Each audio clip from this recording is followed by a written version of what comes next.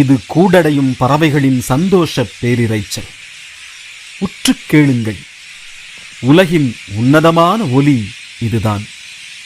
அம்மா அப்பா என்றழைக்கும் குஞ்சுகளின் குரல், மகனே மகளே எனக் கொஞ்சும் தாய் தந்தை பறவைகளின் குரல், அண்ணா தம்பி அக்கா என்றழைக்கும் சகோதர குரல், நண்பா நண்பா என விழிக்கும் நட்பின் குரல், அத்தனையின் ஒட்டுமொத்தம் இந்த பறவைகளின் பேரிரைச்சல்.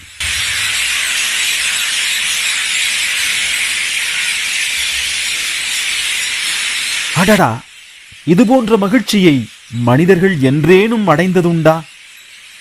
பறவைகளுக்கும் குடும்பம் உண்டு, உறவுகள் உண்டு.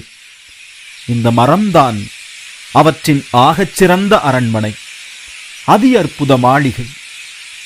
ஒரு மரம் ஆயிரம் பறவைகளுக்கு அடைக்கலம். ஒரு மரம் லட்சோப லட்சம் நுண்ணுயிர்களின் உறைவிடம். மனிதர்களே, ஒரு மரத்தை வெட்டும் முன் 1,00,000 முறை யோசியுங்கள். இத்தனை உயிர்களின் சந்தோஷத்தை நாம் பறிக்கத்தான் வேண்டுமா? இத்தனை குடும்பங்களின் வாழ்விடத்தை நாம் அழிக்கத்தான் வேண்டுமா என.